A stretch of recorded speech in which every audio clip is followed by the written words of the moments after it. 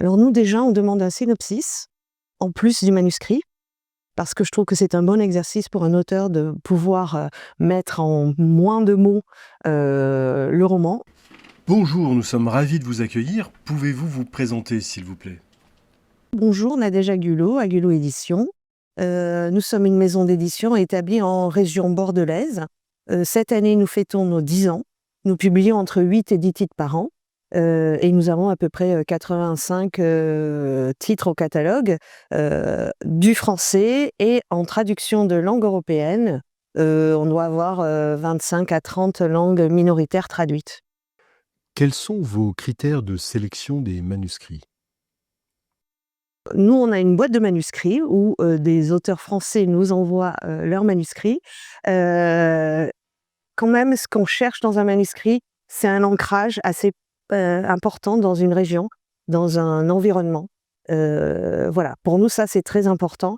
Il faut aussi qu'il y ait une certaine plume narrative, et que le manuscrit, parce que ça, c'est notre ligne éditoriale, nous parle un peu du monde dans lequel on vit, que ce soit au niveau historique, au niveau, ça peut être dans une communauté particulière, dans une ville particulière, dans un territoire particulier. En tout cas, nous, on a besoin de cet ancrage.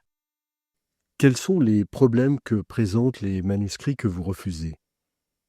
Je me suis toujours dit que tout le monde a au moins un livre en soi, c'est l'histoire de sa vie, hein. Tout le monde peut au moins écrire un livre, ça sera ça. Et après, c'est les deuxième et troisième romans qui sont peut-être plus difficiles à écrire.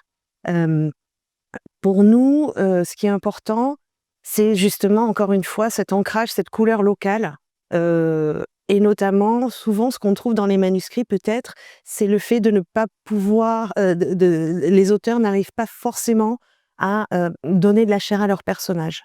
Par exemple, alors ça peut être physique ou, psychologique.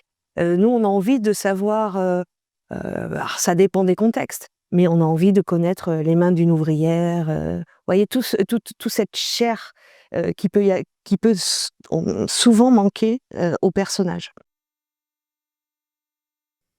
Faites-vous retravailler les manuscrits? C'est vrai que j'aime bien dire quand on notamment, voilà, quand on rencontre des lecteurs que, l'idéal, enfin, peut-être que les lecteurs pensent qu'on reçoit un manuscrit et qu'il est tellement bon qu'on va le publier comme ça. Mais en fait, je casse cet idéal de dire non, en fait, hein. C'est très, très rare, les manuscrits qui sont assez bons, directement comme ça, surtout pour les premiers romans, hein, qu'on peut publier comme ça directement, sans retravail. Que ce soit du retravail, de structure, hein, du retravail de contenu, et après je parle même pas, de tout ce qui est, correction, grammaire et tout ça, hein. Voilà, rien que déjà au niveau de la structuration d'un roman, quoi. Quel serait votre conseil à ceux qui veulent vous envoyer un manuscrit? Alors nous déjà, on demande un synopsis, en plus du manuscrit. Parce que je trouve que c'est un bon exercice pour un auteur de pouvoir, mettre en moins de mots, le roman.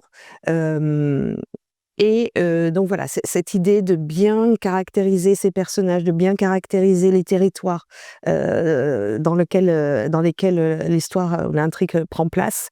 Heu, Ne pas hésiter à couper aussi, hein, voilà, je dirais. Recevez-vous beaucoup de manuscrits chaque année? Je dirais, 400 peut-être?